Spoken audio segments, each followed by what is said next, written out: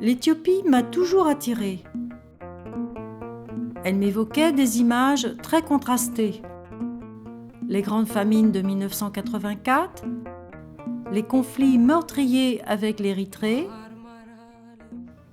C'est aussi l'un des berceaux de l'humanité où naquit Lucie, notre gracieuse arrière-grand-mère de 3 millions d'années.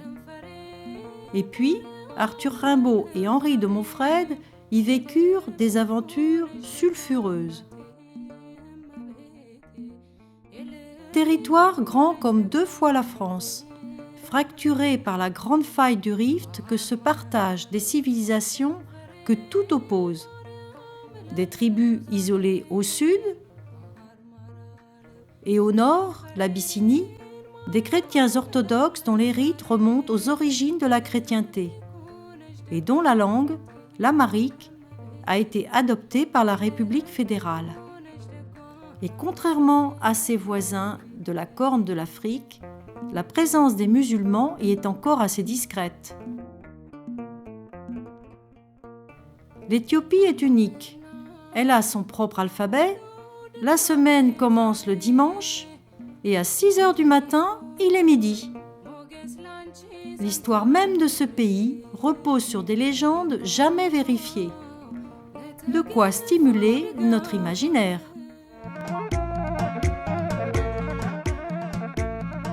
Dans la brume du petit matin, mon bus s'élance d'Addis Abeba vers le nord-ouest, direction le lac Tana et Bahardar, la porte de cette grande région qui fut le 3e royaume chrétien, un sanctuaire que je voulais découvrir pendant la Semaine sainte.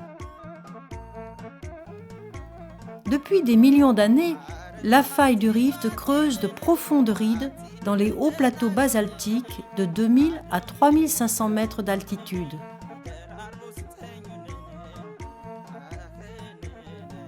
Le soleil darde ses premiers rayons et chasse les nuages. Il fera encore très chaud aujourd'hui. Mon bus enchaîne montées et descentes. 10 heures de route jamais ennuyeuses, avec un nouveau panorama derrière chaque virage.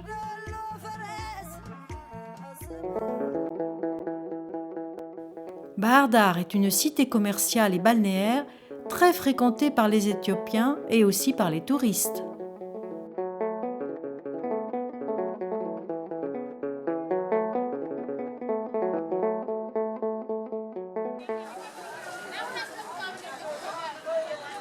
Mon premier marché est moins coloré qu'un marché africain, mais il grouille de vie dans un parfait désordre. Aucune organisation apparente. Comme partout, on y trouve du khat.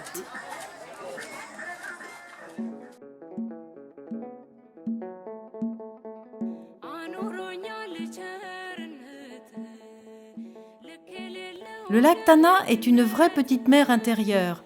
Il est parsemé de 37 îlots que les pêcheurs rejoignent encore avec des bateaux traditionnels en papyrus.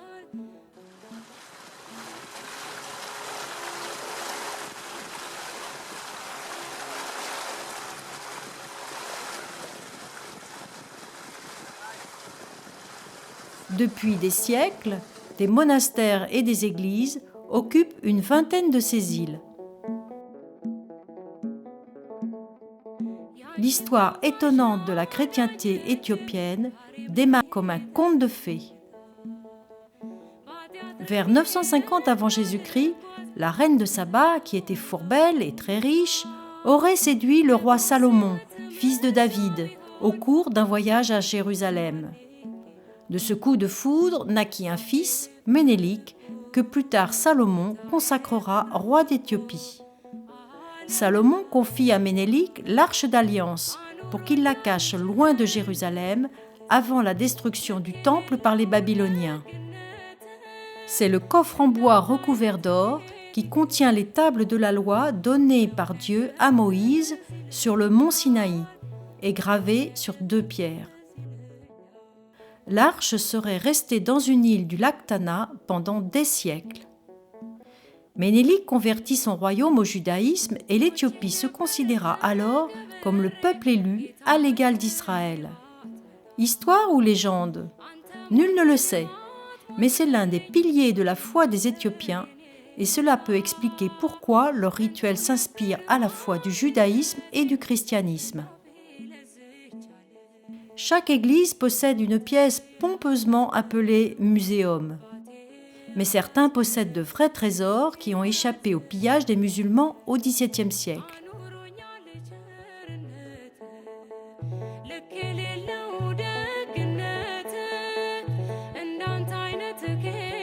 La cérémonie du café en Éthiopie est tout un art.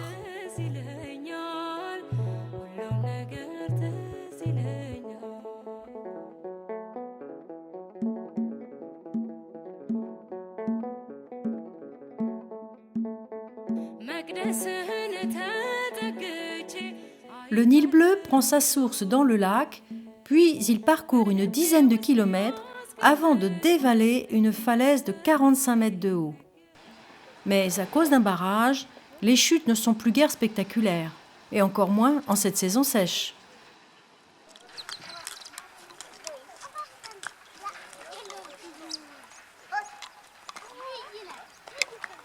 Le Nil bleu rejoindra le Nil blanc à Khartoum au Soudan pour former le Nil, qui finira sa course dans la Méditerranée.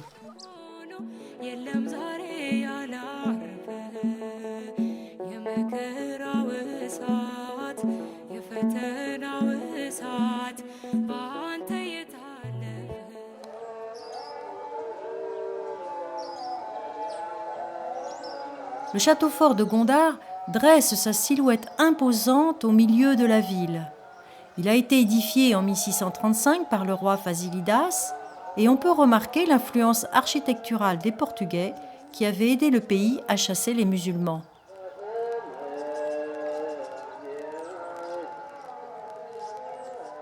Son parc est aujourd'hui un havre de paix où il fait bon rêver et se promener, bercé par les chants des mosquées. Paradoxe de l'histoire. Autre jardin paisible, celui des bains de Fasilidas, dont le grand bassin est rempli d'eau une fois par an en janvier, lors de la célébration de Timkat, pour reproduire le baptême du Christ.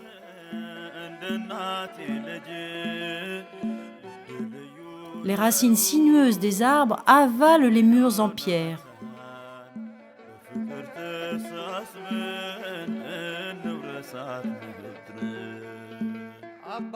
L'estrade ressemble à un mikado géant.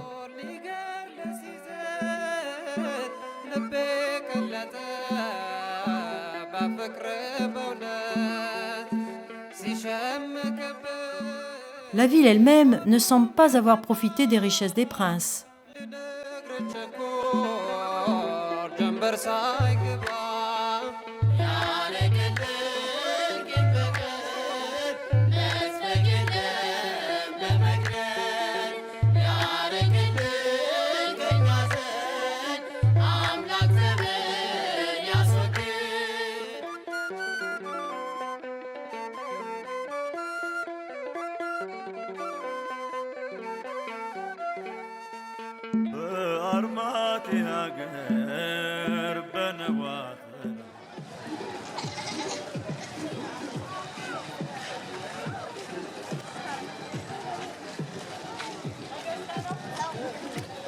Au marché, on vient même acheter des bouteilles vides usagées.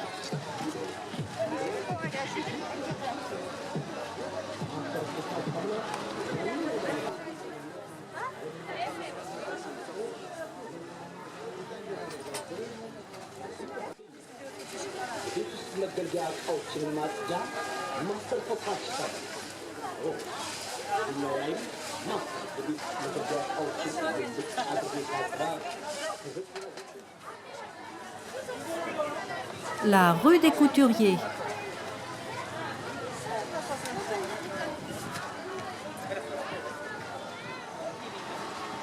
Et celle des fabricants de sommiers.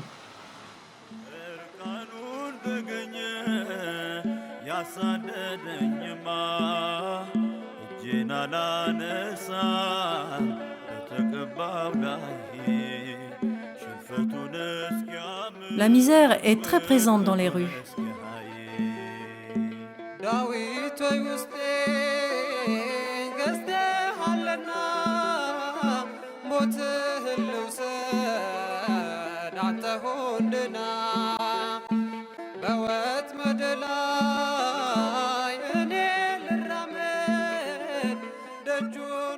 L'église de Brébéran Sélassié est célèbre pour ses 135 angelots qui nous observent dans toutes les directions.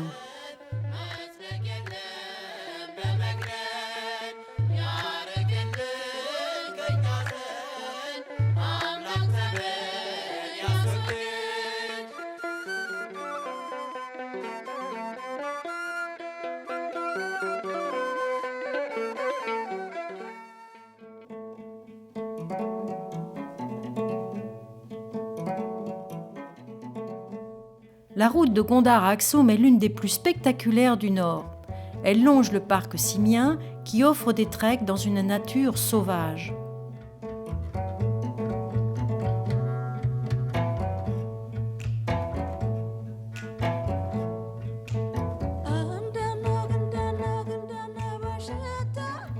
Un guide et un ranger sont obligatoires.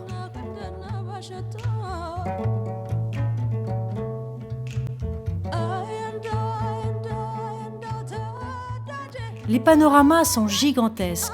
On se sent tout petit. L'horizon, parfois brumeux, est hérissé de pics et de massifs sombres et inquiétants.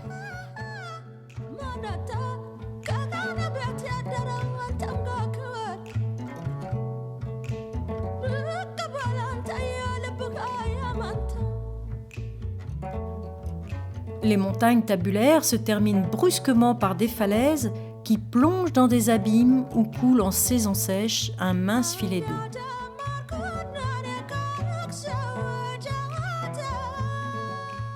Des géladas endémiques de ces plateaux croisent mon chemin. Ils offrent leur cœur rouge comme une cible.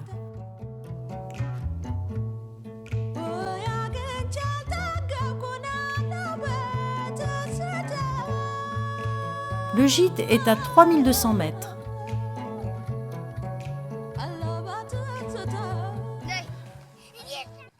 Les enfants ont un terrain de jeu grandiose.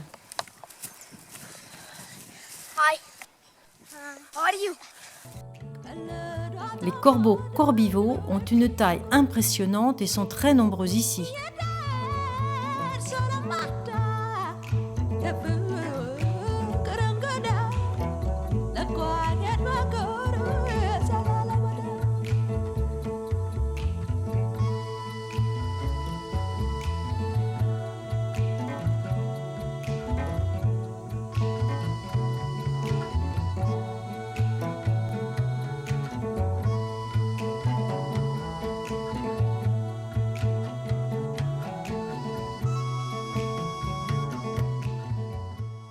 Depuis des kilomètres, des silhouettes blanches longent la route dans les deux sens.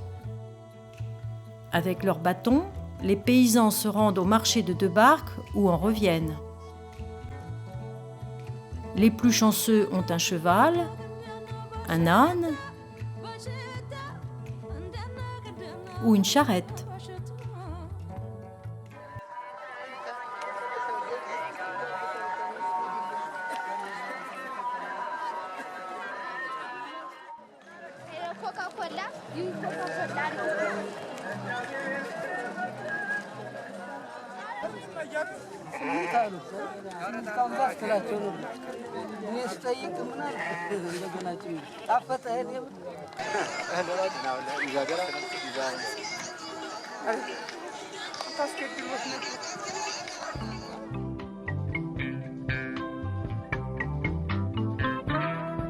En ce printemps 2015, la région est un immense chantier conduit par des entrepreneurs chinois pour goudronner les pistes et les routes défoncées.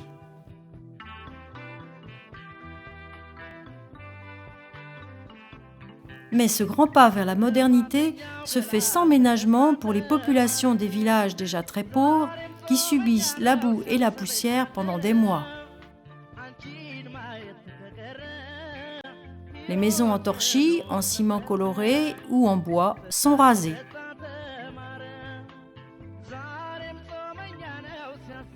Mais il reste des irréductibles.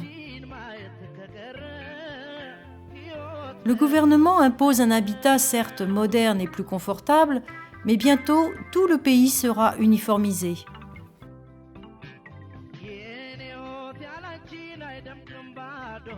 Ces ouvriers funambules me donnent le vertige.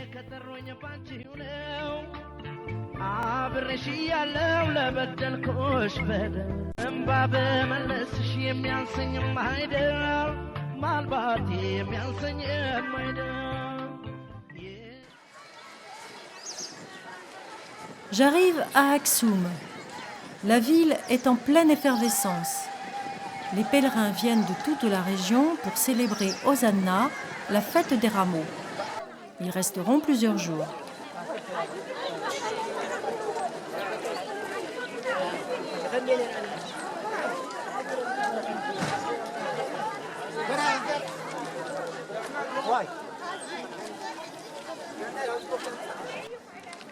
La cathédrale Sainte-Marie de Sion fut édifiée en 1952 par l'empereur Haïlé Sélassié, sans doute à l'endroit de la première église chrétienne. Le royaume d'Aksoum naît aux alentours de 500 avant Jésus-Christ. Il est peuplé de Juifs, de Grecs et d'Arabes. Il s'étend jusqu'à la mer Rouge et il contrôle les routes maritimes. Vers 330, le roi Ezana est converti au christianisme par Frumens, un chrétien venu de Palestine. Frumens part annoncer la nouvelle à l'église copte d'Alexandrie et il sera nommé premier évêque d'Aksoum. Et pendant 1600 ans, jusqu'en 1951, les évêques de l'église éthiopienne auront tous été des Égyptiens coptes nommés par le patriarche d'Alexandrie. Ezana transfère l'arche d'alliance depuis le lac Tana dans l'actuelle chapelle, interdite d'accès aux femmes, située entre la cathédrale et une basilique en pierre.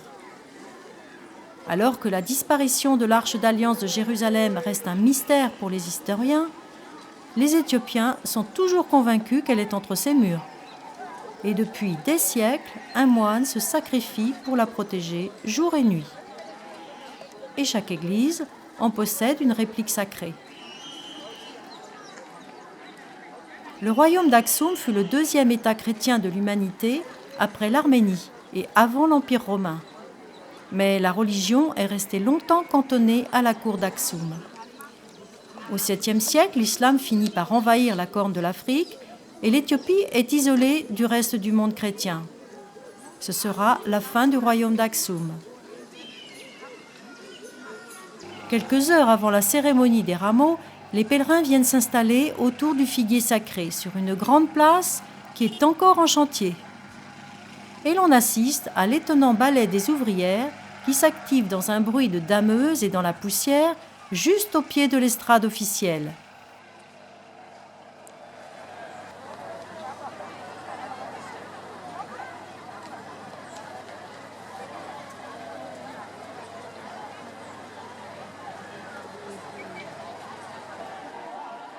Chacun attend patiemment.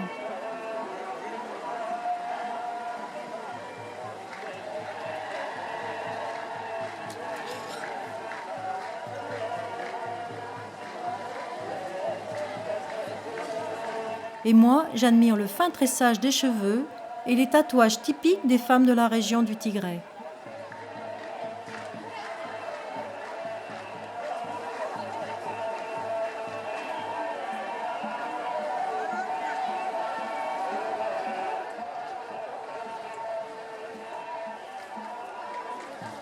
Les jeunes arrivent en premier avec leurs branches de palmier et ils font le tour de la place.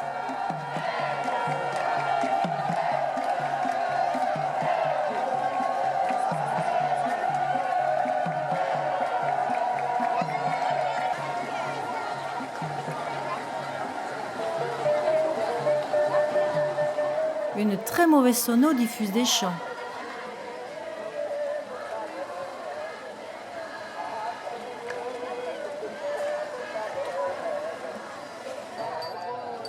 Enfin, les évêques et les prêtres défilent sous leurs dais richement décorés.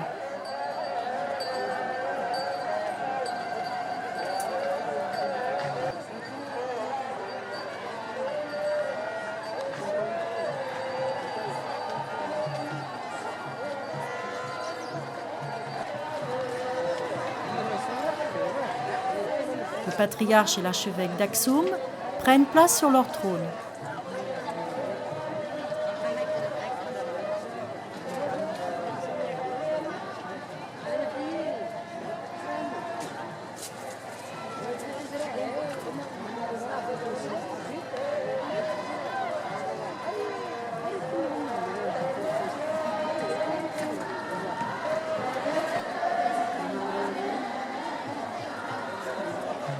On dirait que certains s'ennuient.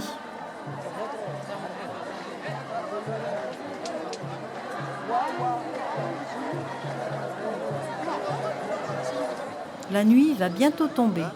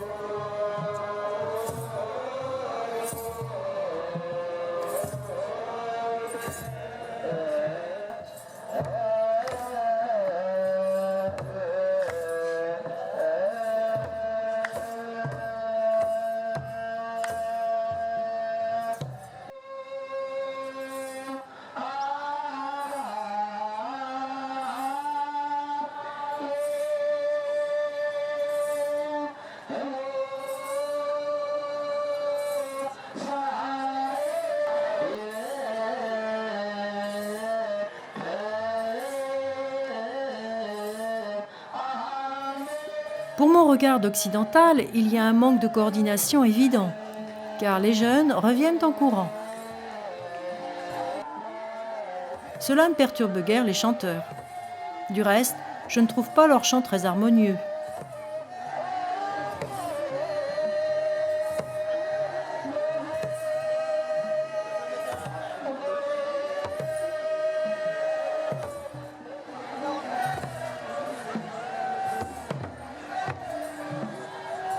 C'est la procession d'une copie de l'Arche d'Alliance qui est recouverte d'un brocart rouge et or.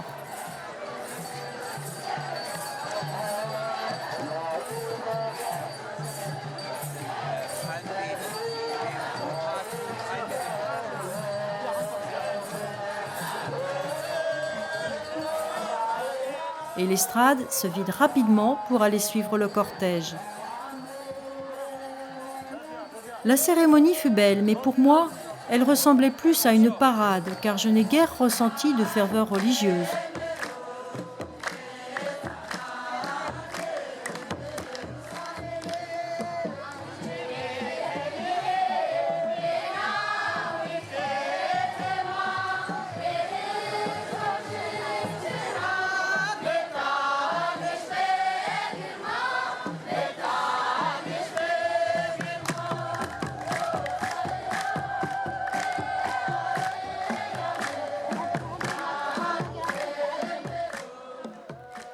Le lendemain matin, une autre cérémonie a lieu cette fois devant la cathédrale et la foule y est aussi dense.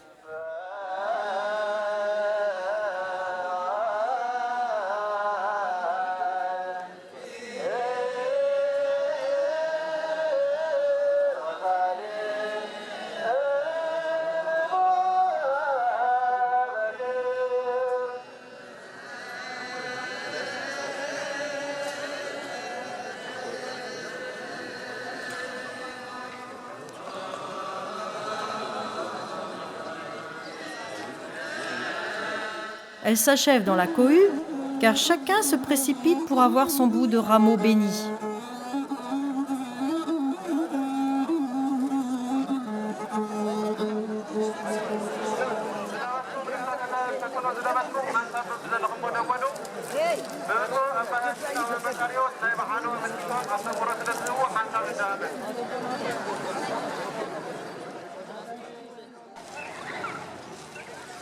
Le marché aux vanneries me fait l'effet d'un tableau, avec ses taches de couleur parmi les voiles de coton blanc. Les femmes se regroupent sous l'immense arbre qui leur apporte un peu d'ombre. Elles sont venues de loin, avec leurs paniers tressés, qui serviront de table pour l'injera, la galette nationale.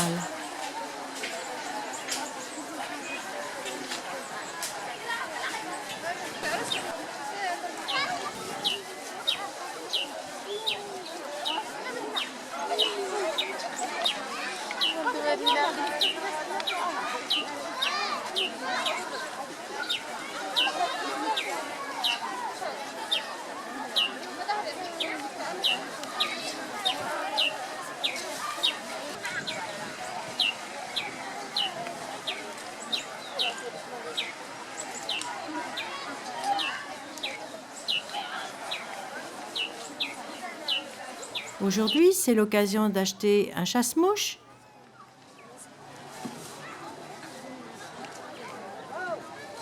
une nouvelle canne,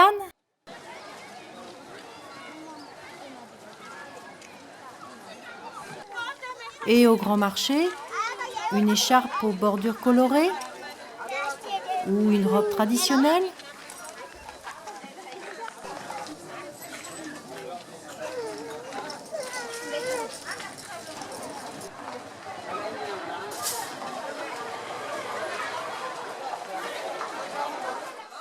Ici, c'est le rendez-vous des ethnies, particulièrement fréquenté pendant ces jours de fête.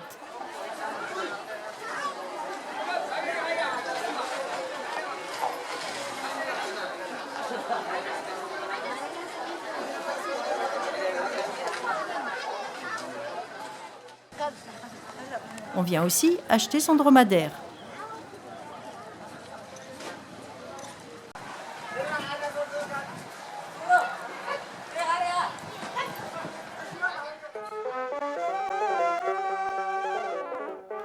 Dans le Tigré, la terre est sèche et ingrate et cette région connue des famines. La guerre fut ici féroce avec les proches voisins d'Érythrée qui pourtant partagent la même culture.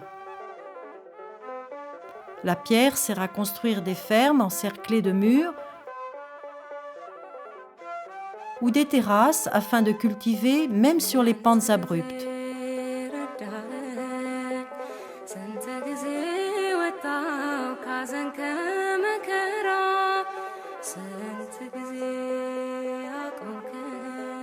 Il faut monter et descendre chaque jour pour aller à la source.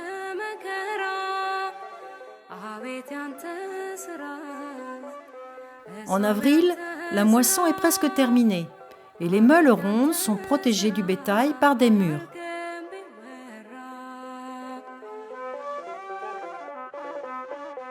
Ici aussi, le paysage grandiose est torturé par de profondes crevasses où se nichent des églises modernes.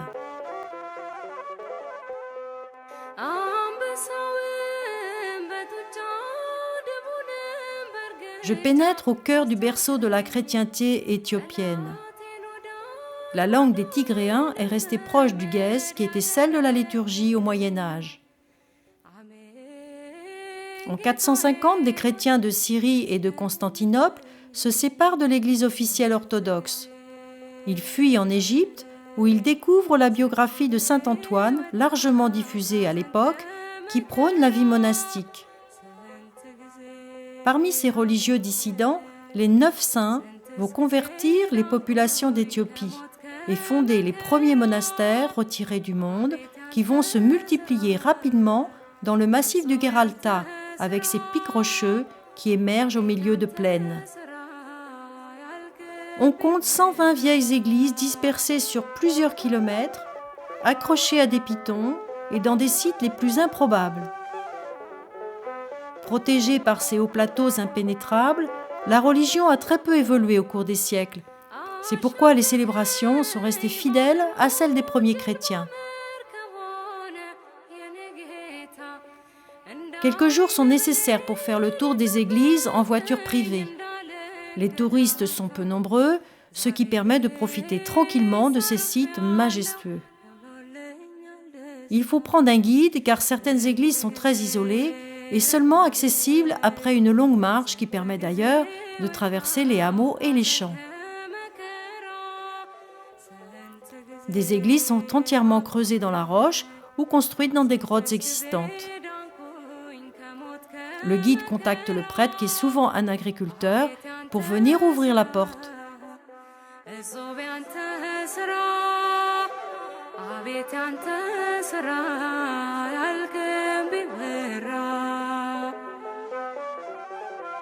Aujourd'hui, les futurs prêtres font quelques années d'études, puis ils ont l'obligation de se marier avant de pouvoir officier dans une église.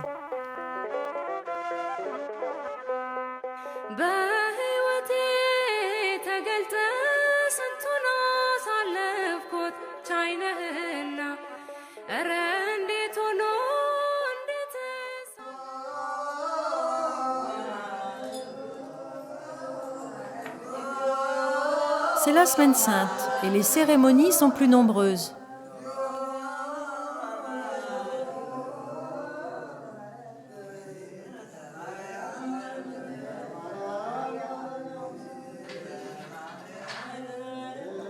Le prêtre est isolé des fidèles par un rideau impénétrable.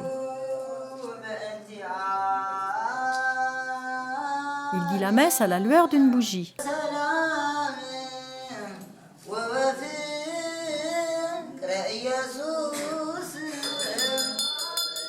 Des fosses ont été creusées pour recueillir l'eau de pluie.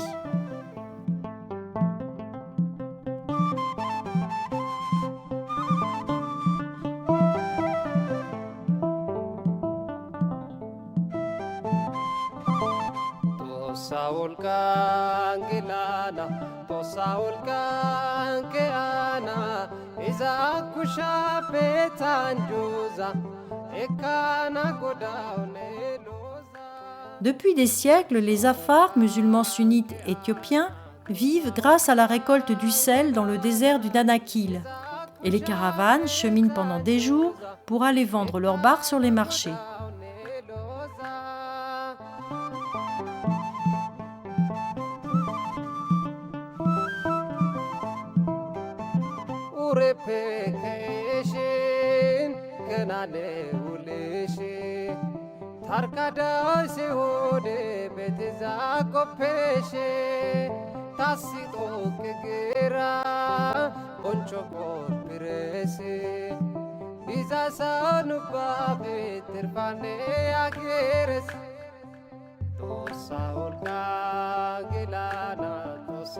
Un énorme sycomore.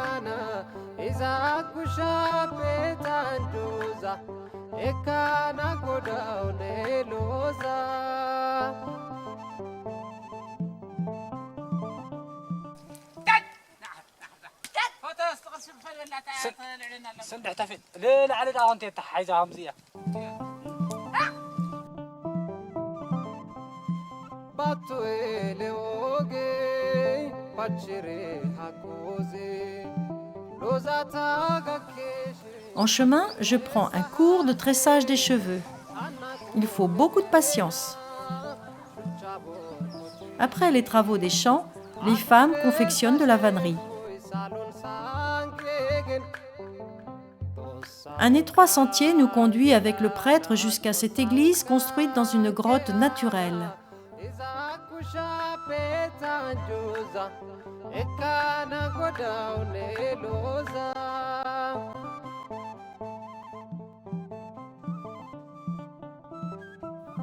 Hormis les habitants du Tigré, personne ne connaissait ces églises avant les années 60. Beaucoup ne sont pas encore ouvertes aux touristes. Mais les nécessités économiques ont parfois raison des réticences des prêtres.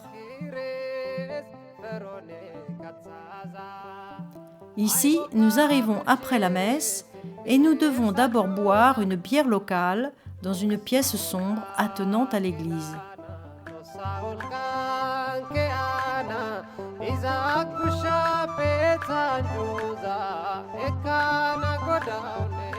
Après les 9 saints, une longue lignée de moines christianisa tout le pays. Leur vie est racontée dans des livres où l'imaginaire tient une grande place. Seuls les prêtres ont le droit de manipuler les manuscrits les plus sacrés, comme ceux-ci, en peau de chèvre. Father, the Son, and the Holy Spirit. Amen. Ce rocher aurait été creusé pour contenir des livres sacrés. Chaque église possède sa croix en bronze.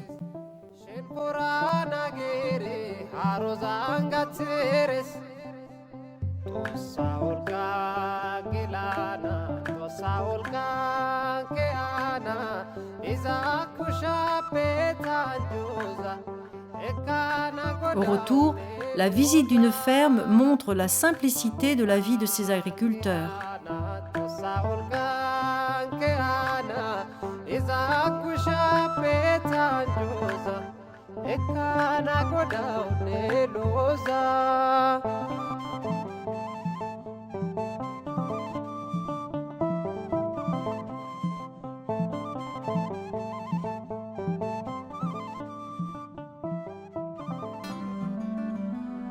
Abuna Yemata fait partie des églises qui nécessitent un peu d'escalade.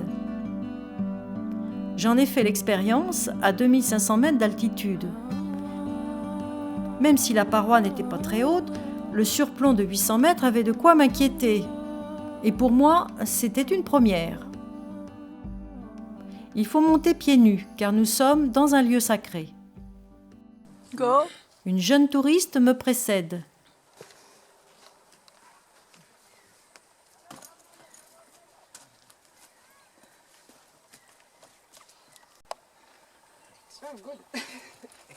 No, exchange your leg. Exchange your leg. Yeah. Yeah, right here.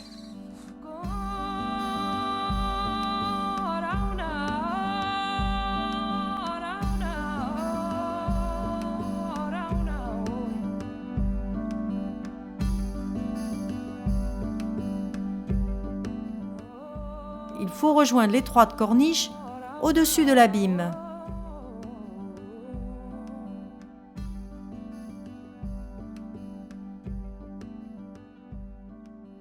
La récompense est à l'intérieur de la grotte.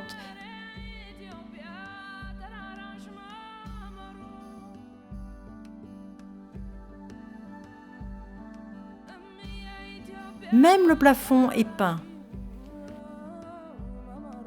Je ne peux m'empêcher d'éprouver de l'émotion en pensant à la foi et au courage de ces chrétiens que rien n'arrêtait, et à l'effort que jeunes ou vieux doivent encore faire aujourd'hui pour venir jusqu'ici assister à une cérémonie.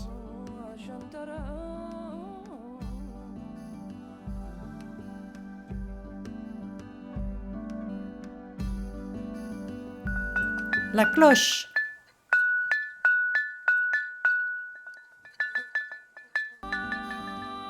Mon ange gardien. Petite poussée d'adrénaline pour la descente qui est pire que la montée. Ouf! Retour sur le plancher des dromadaires. Le monastère de Bredamo, situé vers Axum, requiert lui aussi une certaine agilité. Il est perché sur un plateau tabulaire qui lui donne une vue imprenable sur la région. Le visiteur, exclusivement masculin, est hissé au sommet de la paroi de 15 mètres à l'aide d'une sangle en cuir.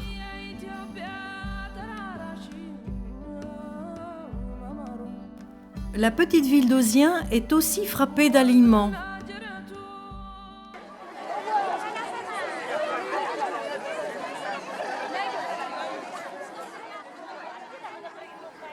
Au marché, chacun s'installe par terre, où il peut, et essaie de vendre tomates, oignons ou seulement un poulet. Ces marchés témoignent de la grande pauvreté tant des vendeurs que des acheteurs.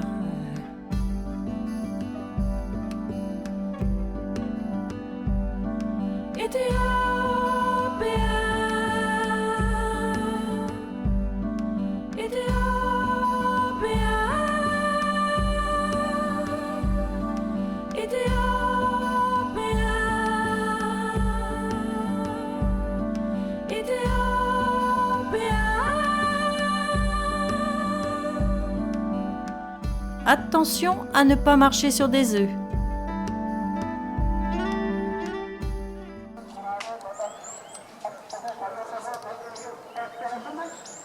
En 1185, le roi Lalibela reçut l'ordre divin de créer ici la Nouvelle Jérusalem, parce que la légende dit que l'expansion de l'islam empêchait les Éthiopiens de se rendre en pèlerinage en Terre sainte. La montagne a été éventrée pour tailler et creuser à même la roche volcanique 11 églises monolithes. L'érosion naturelle et des secousses sismiques obligent aujourd'hui à protéger quelques-unes par des structures peu esthétiques. Mais elles sont réellement en danger.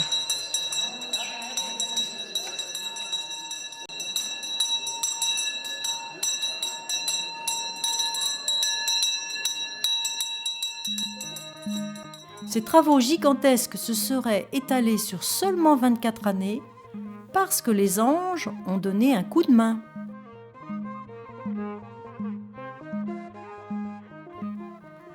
Les églises sont reliées entre elles par un réseau de tranchées et de tunnels.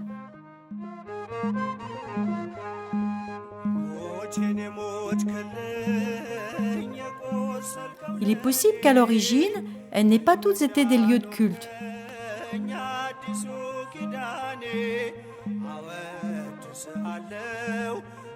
Sur ce pilier voilé, il y aurait des écritures saintes et ce serait un sacrilège de les regarder.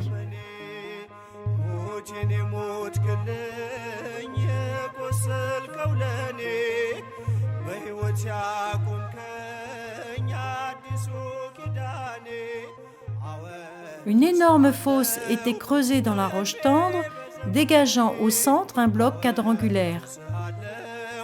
Ce bloc était sculpté au pic de haut en bas pour créer les voûtes et les arcades, les colonnes et les fenêtres. Et les sculpteurs progressaient en descendant. Même les eaux de pluie étaient canalisées.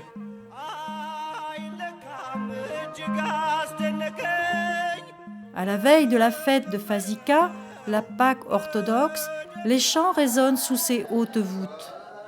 Que l'on soit croyant ou non, la pénombre prête à un recueillement sur soi.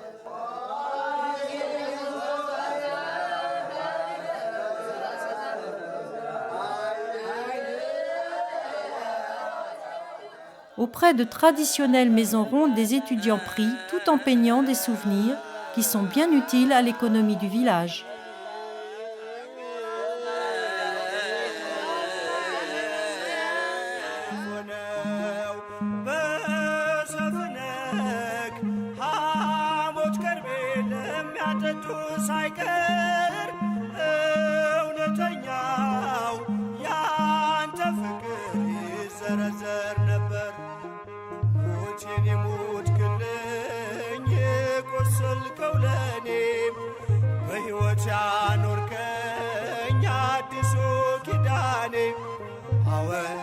አወድስሃለው በዕድሜ በዘመኔ አወድስሃለው በዕድሜ በዘመኔ።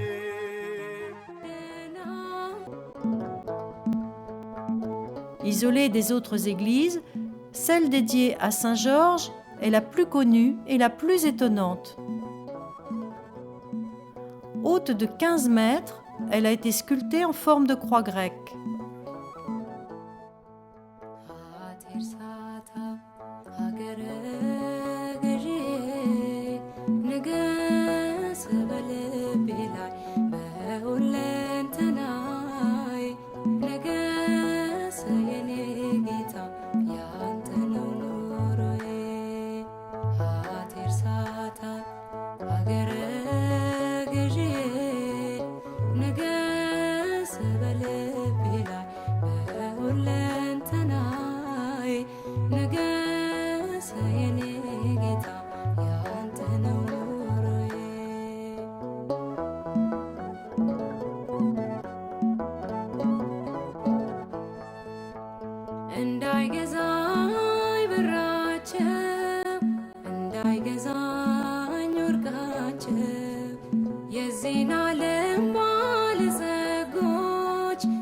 ሲያትበቃ ራቀቻቸው። ሰላም ይሻላል የእግዚአብሔር ሰላም ገንዘብ ስላለው ሰው እኮ አይሰራም። አሜን። La chrétienté éthiopienne s'est toujours cachée pour prier, dans des églises enfouies dans le sol ou perchées sur de hautes cimes. Son défi aujourd'hui est de faire face à la montée d'un islam radical à sa porte. Mais depuis des siècles, l'Éthiopie a su préserver son intégrité. Elle est le seul pays africain à n'avoir jamais été colonisé.